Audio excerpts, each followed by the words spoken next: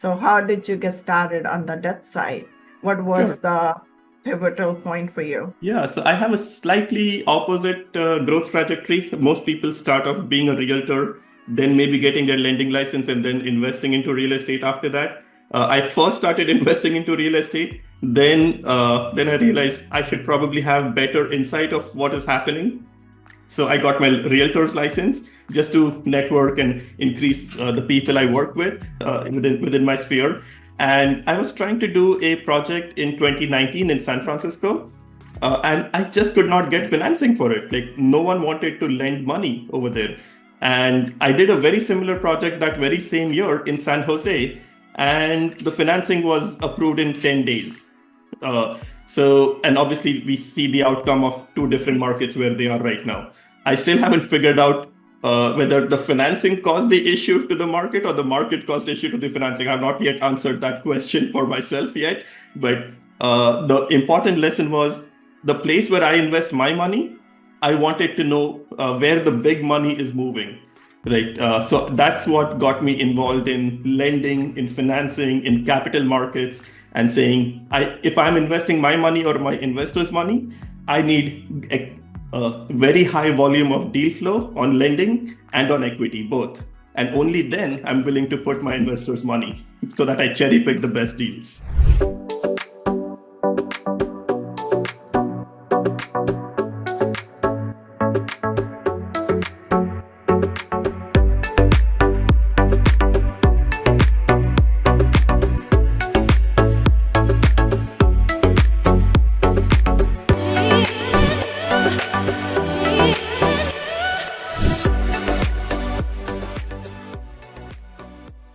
This is the Real Estate Vibe Show, and I'm your host, Vinki Loomba. As a real estate investor and a fund manager, I'm always excited to explore the world of real estate opportunities with you and for you. And today, I have a very good friend, Amish Munshi, with me. Welcome, Amish, to the Real Estate Vibe Show. Hello, everyone. Thanks for having me over. I've known you for a little while. Feels like I've known you well enough, but finally we get a chance to get on the podcast and have and record this. Thanks, Amish, for being with me today. And a little bit about Amish. Amish is a seasoned real estate investment professional with over 15 years of experience in the industry.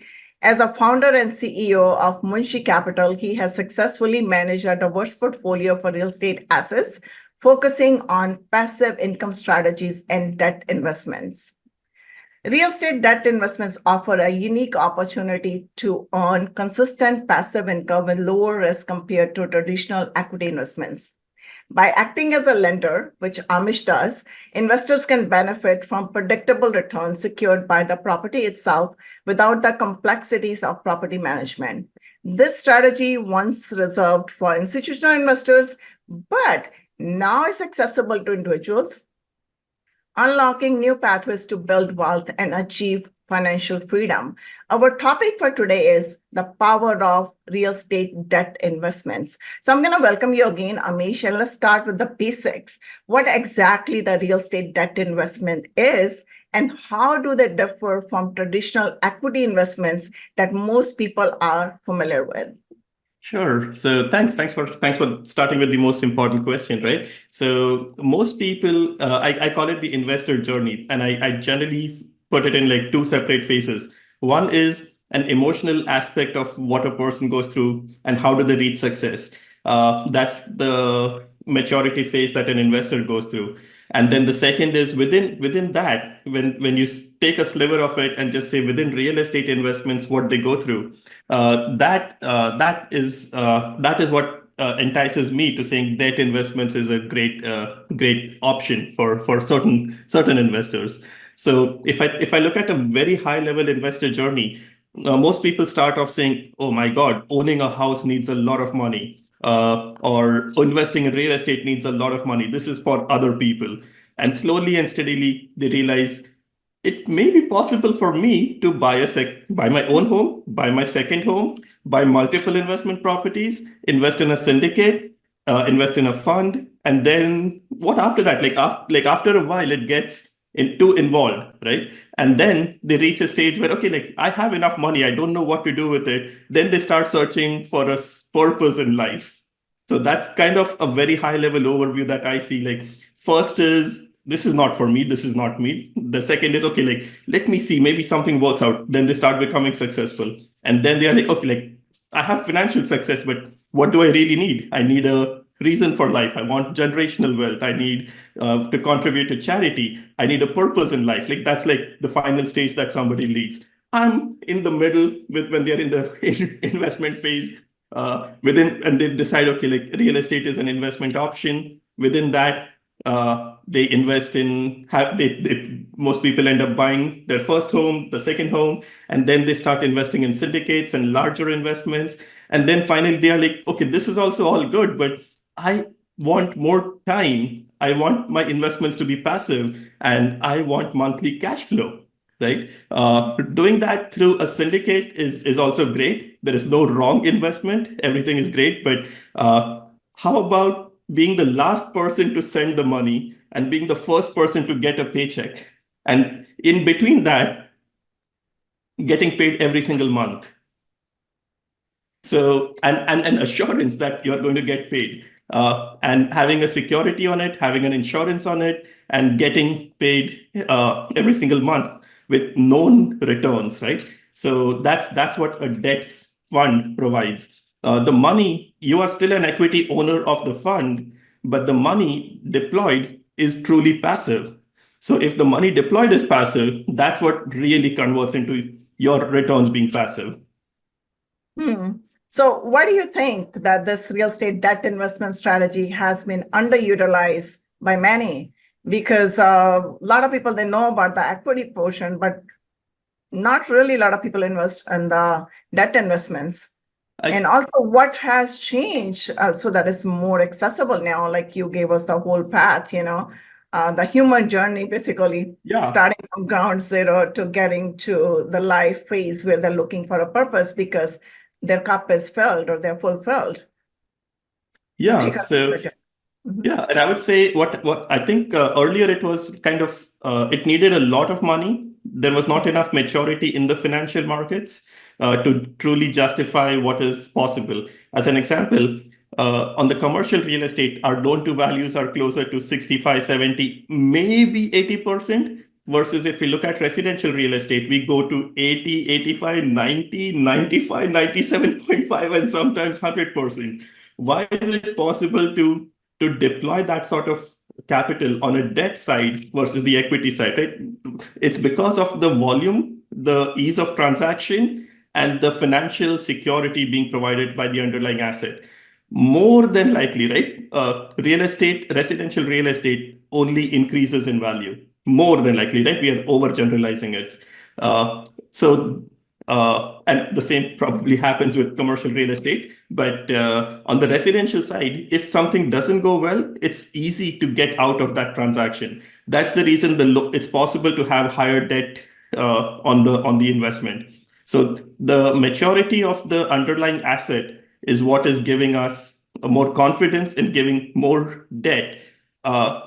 The biggest funny question that I get asked, not as often as I thought I should be asked, is if the lender has 95% of the money, why don't they just give us the other 5%? That's so true. Exactly, right? And the question is like it's about like we just want to see a little more input and a little more And then commitment from whoever wants to own the place. The 5% is really not going to make a big difference.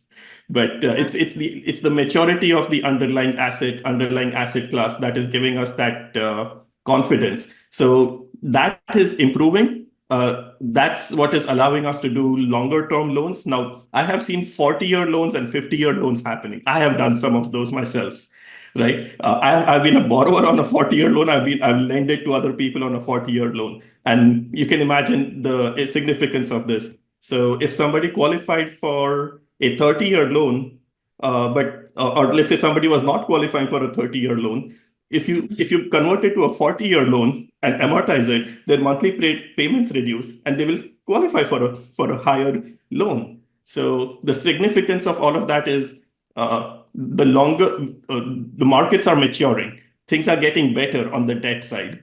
And the other aspect of it is, let's observe what is really happening. It's getting more and more difficult to get cash flow being an equity owner.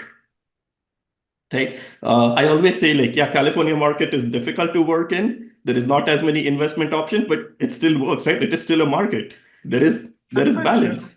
So whatever happens over here in our markets, we should take the learning and try doing it in other markets, right? And in within our market, it's a lot more easier to be on the debt investments than be on the equity investments. So that's what got me interested on the debt The investments. prices. Yeah, you're right, because the prices are way high over here in California, and the market is totally different. So, but let me ask you this question. How did you get started in the debt Mhm. investments? Sure. I mean, you were a broker, right? Home Mhm. trade, you're a estate broker in California. So how did you get started on the debt side? What Sure. was the pivotal point for you? Yeah, so I have a slightly opposite growth trajectory. Most people start off being a realtor, then maybe getting their lending license and then investing into real estate after that. I first started investing into real estate. Then I realized I should probably have better insight of what is happening. So I got my realtor's license just to network and increase the people I work with within my sphere. And I was trying to do a project in 2019 in San Francisco, and I just could not get financing for it. Like, no one wanted to lend money over there. And I did a very similar project that very same year in San Jose, and the financing was approved in 10 days. And obviously, we see the outcome of two different markets where they are right now. I still haven't figured out whether the financing caused the issue to the market or the market caused the issue to the financing. I've not yet answered that question for myself yet. But the important lesson was, the place where I invest my money, I wanted to know where the big money is moving. Right. So that's what got me involved in lending, in financing, in capital markets, and saying, if I'm investing my money or my investors' money, I need a very high volume of deal flow on lending and on equity, both. And only then I'm willing to put my investors' money so that I cherry pick the best deals. So you started on your own first, then you brought your investors because you Oh, wanted to yeah. share your knowledge. So one of the standout aspects of real estate debt investment is that is the passive income potential, right? So can you explain why this approach is truly passive compared to the other real estate strategies? Sure. So as an equity owner, if you're investing in a syndicate, you're basically delegating the authority for somebody else to do the work that technically, if you are the owner, you should be doing it, right? That's You're just hiring somebody to do the work for you. But the underlying asset is still the same. The person that you're hiring still is responsible to speak with the city, speak with the tenant, speak with the seller, speak with the buyer, speak with the realtor, speak with the lender, permitting, contractors, vendors, invoicing. So you can delegate work, but it's not really passive. Somebody else is just doing all the work, and you're trusting them to do the work. And based on their experience, they may be doing a great job or not so great job, right? So that's where the experience of the sponsor comes in. So right. But on the debt side, like, that was another thing that was happening. Like, if I was doing deals, I could do 3, 4, 5, 7, 10 deals at a time. Like, how do we do more than that? Versus on the debt side, I could be underwriting the deal in half a day, being very low. Very If I don't like a deal, I can just be conservative on it, right? And then the other aspect that I liked is I could be doing 300 deals a year. I can scale this thing up. And another observation I did is, what do banks do? Do banks own real estate? No, they just get rid of the real estate the fastest that they can if they own it, right? They just want to get rid of it. And who has more money, the people or banks? Like, very simple answer. Why are they doing that? They just want the cash flow. They just want the cream. They don't want the milk below. So how do we get to that, right? That was my goal. And I'm the last person to wire the money. The day I wire the money, everyone is happy. Generally, right? When the loan Uh, gets approved. And the first person that gets wired the money at sale is again me. I'm on the first lien position, unless there is like some extra other third party special situation liens. In majority of the times, I'm the first person that gets wired. The longer the transaction takes, the more fees and points get added to it, and I'm theoretically on paper, I'm responsible for more money if I'm not getting enough, which also puts us in a very weird little situation. It's like, is it fair to be in this position? Who am I to even take this decision for saying I approve the loan for somebody or I don't approve the loan for someone? Like that's where the responsibility and the goodwill comes into play. And there is, I always say, there is shades of colors in equity investments, but there is shades of gray in debt investments. There is black and white, and we just have to play within the shade, not be too aggressive or too lenient, be right in the middle, and everything will work out fine.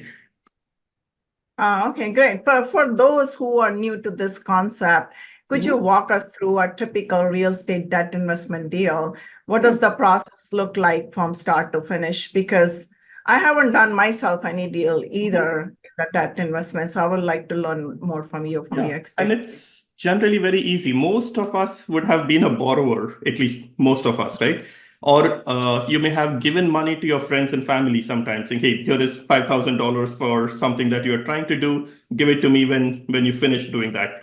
So there should always be a good reason to give a loan to someone. Uh, don't give a loan because you have $10,000 and the other person has $300. So giving the loan, there should be a good reason. What are they going to do with the money? So get that information of what are they going to do with the money. Most of the times when we are doing our deals, we are lending for short-term financing, 1 year to 2 years, and our money is going for some value add project. So that way, if the person that's borrowing the money is doing something productive with it, improving the society, improving the place, just like it's actually the same underwriting that you do on the equity side. We are doing it on the debt side and giving majority of the money versus but reducing our risk. So let's talk about risk. Since you are there, you're talking about that. My investors are always concerned about the risk, even those are the equity deals. They wanted to know more like how they can protect themselves or how we are running our sensitivity analysis. What are the, what do you say? The analysis show that is there chances to lose your money. And then we know that every investment carries some risk, even though we work really hard from conception to completion to make sure all the deals go well. And we want it to always pass in flying colors. So in your experience on the debt investment side, how does the risk profile of the debt investments compare to the equity investments? What does it look like? So I would say the basic difference between the debt and equity investment is the risk profile and the way the paperwork is structured in an investment. If somebody is purchasing, just for ease of calculations, let's say somebody is purchasing $1 million asset, that $1 million of asset is going to be worth something in the future, hopefully more, right? More than likely, but it could also be less based on what the owner ends up doing. If we lend money on a house, but then the owner ends up doing a demo of the whole house, the place is worth only what the land is worth, right? So there are risks, right? When we give money to somebody, if you're giving it for the land and the house, but the owner can do whatever they want, we don't have any control, right? As a lender, we cannot step foot on the property. We are not the owners. And we are trusting the person that they won't be doing something terrible with the place, hopefully, but which happens majority of the time. So that is one risk, right? Second risk that I can think about is if the borrower did not give us the correct information. That is red flags. That is immediate reason to not do the loan, right? And as a borrower, you may have experienced it sometimes, saying, "Hey, I just gave this one document in goodwill, but it meant something else to the lender, and now the lender doesn't want to fund," because the lender is always risk averse because we cannot control the deal. after it is funded. Like we don't own the place, right? Only if the borrower stops making payments or if they are using the property in a way that they did not intend to use while doing the loan. Like if they said it's an investment property, but then they start living in it. That's a conflict of interest. If we figured some details like that, and the reasoning for that is how do we get our money back, right? Whenever we are doing the loan, the only question is when are we getting our money back and how are we getting our money back? Everything else doesn't really matter, right? It's just a financial transaction for us. We don't get emotionally involved saying, hey, I like this zip code better than this zip code, so I'm going to fund in this area and not fund in this area. There are laws and regulations against it. There are laws and regulations against charging a very high interest rate. If we charge a very high interest rate and the borrower says, I cannot make the payments anymore, we might lose the entire capital, right? We may not be able to foreclose, or we may not be able to get any access to the money that we invested in it. So there are risks. So it's good to be a licensed lender. I'm looking at all the regulations. I'm being audited, being scrutinized all the time. So there is a lot of guidelines that comes into play while lending. So let me ask you this. So how do you vet the borrower? What is the due diligence process look like? Because there's a lot of risk, right? You don't just give away the money just like that, like because somebody wants to borrow and then you say, okay. So what is the strategic process for you to vet the borrower and then make sure that your money is going to be safe and you're going to not lose your investors' money? Yeah, so the very first thing is we lend up to 75% of the final value of the project. So if somebody is buying it at $1 million, spending 500,000 fixing it, and then selling it for 2 million, the max loan that we would do is 75% of the $2 million. And then we remove the entire money that is needed for the upgrades, the 500,000, that goes out from that loan amount as well. It is held in an escrow account, the 500,000, and that is disbursed based on what is a draw process. And based on once the owner ends up putting their own money, paying the contractor, ensuring that the actual asset, let's say if they poured the foundation, if they spend 100,000 pouring the foundation, only after that is there, that material is there, the work is done, the contractor is paid, the lien is waived, then we give them the $100,000 from the 500 of the draw. So they can do the draw on the draw schedule for them, not necessarily giving them all the money up front. Yeah, exactly. That's And safety net right there. Yeah, while they're doing this construction, depending on the loan terms, they might be paying interest on the 500,000, or they may not be paying the interest on the 500,000. That's up to the way the loan is structured. And the other thing that we always like to see is an experience of whoever is doing the project. If they have done similar projects in the similar neighborhoods, that helps us to increase the confidence, saying, okay, like in general, this is what they do. So more than likely they are doing something similar. So can you share with me one example from your experience, from your past many deals? One deal, take me through from conception to completion. How did that happen? How did you lend? Did you get your money back for your investors? Sure. What did it look like, the whole experience? Yeah, and as I said, there's always shades of gray after, like especially in private money. In general, we are close to like a 4% default rate, which is extremely good in the industry. So if we are doing 100 loans, 4 of them are ones that may or may not be paying on time, or they might get delayed. Till now we have always been paid all the money that we have invested, but on an average, 4% is a very good industry standard on debt financing. So I think you asked me about the overall flow of what it looks like, right? So when we at the moment, take me through one deal that you did, conception to complete. Sure. So I'll give some very small number examples so it's easier to comprehend. Somebody is doing is buying a property for 200,000, spending about 100,000 fixing it up, and the value of the property is about 400,000. after it's fixed up. So there is the borrower says, okay, I like this property. This is a value add property. I'm going to increase its value by spending some money and doing capital investments on the property. So they will apply for a loan with us, and the first attempt for us will be what's the best loan option for this borrower, right?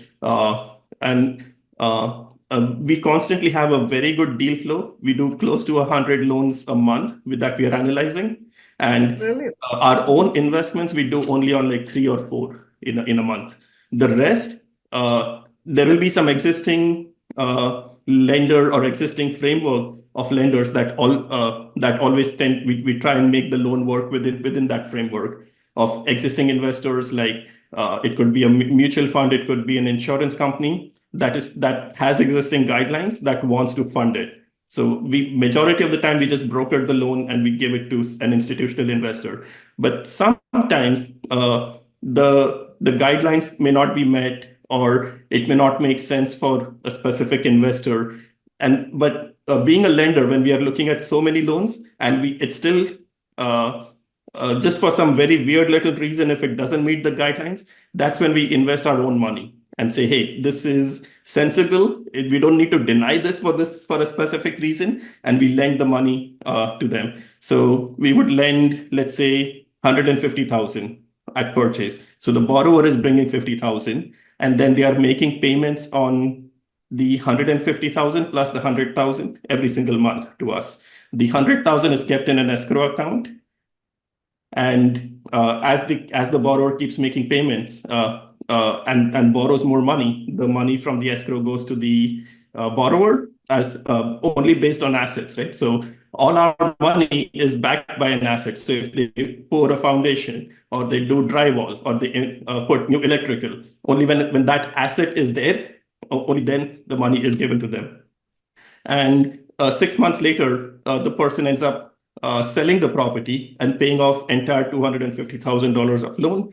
The property sold for 400,000, whatever be the selling costs, and they take home 100,000. So they invested 50,000 and they took home 100,000. So there was a benefit to that borrower. That is the important part while lending.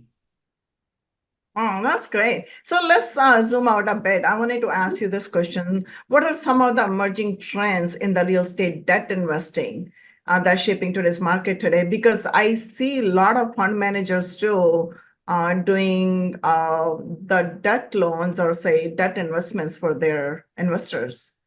Yeah, so I think the important trend to observe is how many of these deals have they done, and then second is are they being compliant, and are they using the correct documentation and correct concepts to do the loans, right? It's giving the money is very easy. The important criteria is what are you doing to ensure you're getting paid back.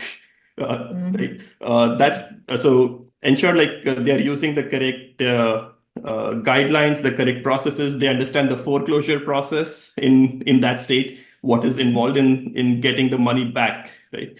And the reason I would say a lot of people are doing more debt investments right now is because of higher interest rates. If I'm able to get a committed 9, 10, 20, 9, 10, 15% return on paper as a commitment, that's better than just saying I may get a 20% return and take all the risk.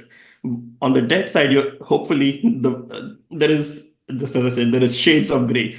Every debt could be structured differently. Maybe the debt is structured in a way that I want the 15% return, but the entire money is paid at the end and there is no monthly payment. Right. So a debt can be structured anyway. So the current trend that I'm seeing with the debt investments is because of higher interest rates. I don't think the same level of interest will be there longer term, but there is market for private debt investments, and it should be invested with somebody that's doing a lot of loans and has a good pipeline of lenders and is giving loans to people that are experienced. On the debt side, a 5% return that is consistent and performing will actually result in a higher total return than a 10% return that doesn't perform.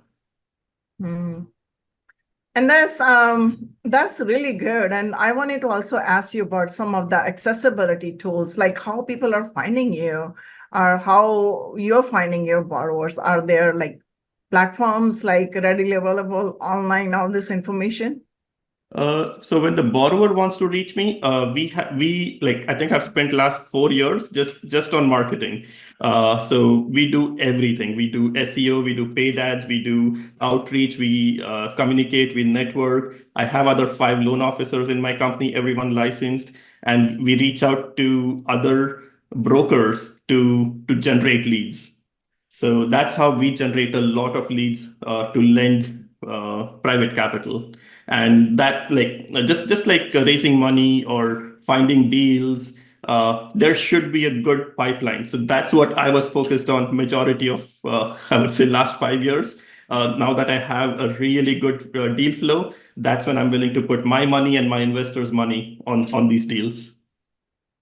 Wow, great. For someone listening to this episode or listening to us, they might be thinking, oh my God, this sounds so great, but how do I get started or where do I start? What advice would you give to a beginner who is looking to start as an investor in the real estate debt investments? Yeah, so I think I'll go back to the first thing that I said. A person goes through through a journey in investing, right?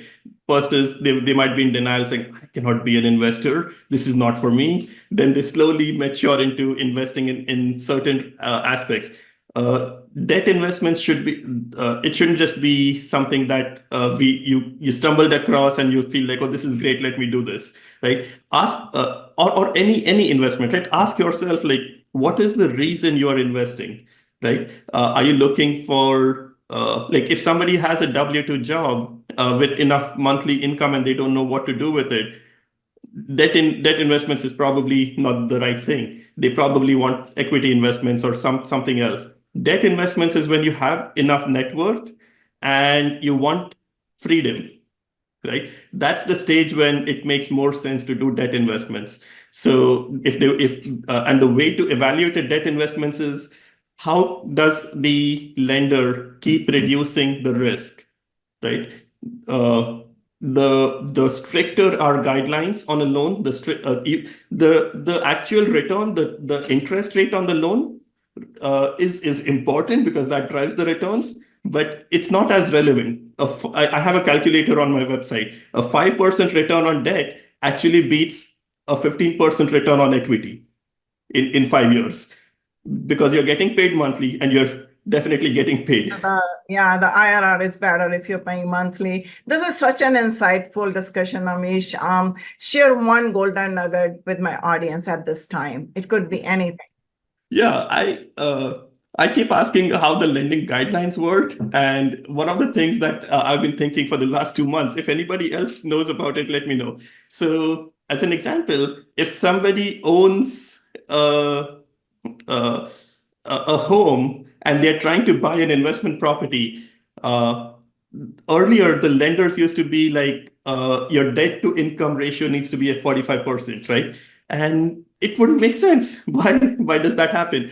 I still see a lot of borrowers that come to me and say, hey, I think now I will qualify for a second home or a vacation home or an investment property. And I was like, do you know there are loan products available that will just, if things make sense, there is a loan product available. Speak with somebody that's experienced and that will help, that knows all the loan options, and they will be able to make sense to navigate through lending. Lending is both. It's for the investors as well as for the borrowers. And being able to bridge the gap in the right way, in the correct way, in a compliant way with all the laws, that's the most important aspect.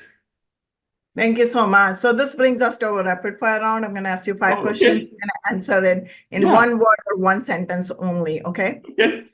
So are you ready? Sure. Let's. Okay. So the first question is, what is one of the most important thing that you have learned in your life, and how did your life change after learning it?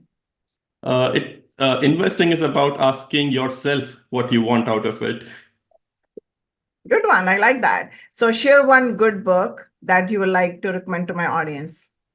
I think it's about it's right there. The Hierarchy of Minds. It's from Good Oro. one. Yeah. In one word, what does life mean to you? Live, you should enjoy and make the most of it. Yeah, I think I would say live in one word. That's good. What is your biggest passion? Helping others. I like that. If you could turn back in time and talk to your younger self, what would you tell yourself and why? Just keep doing what you're doing. It's going well. That's a really good one. So how can people reach out to you, Amish? They can reach me on my website, munshi.biz, or give me a call, 415-573-2468. Thank you so much. Amish, I really enjoyed having you on my show today. It was really an insightful conversation. Thanks, Vinki, and it's a pleasure to be on this podcast. Thanks. And as always, thank you for tuning in to the Real Estate Show. Don't forget to subscribe, leave us a review, and share this episode with anyone who's looking to elevate their real estate investing game. Until next time, stay focused, stay inspired, and keep building your real estate vibe. Bye for now. Thanks. Bye.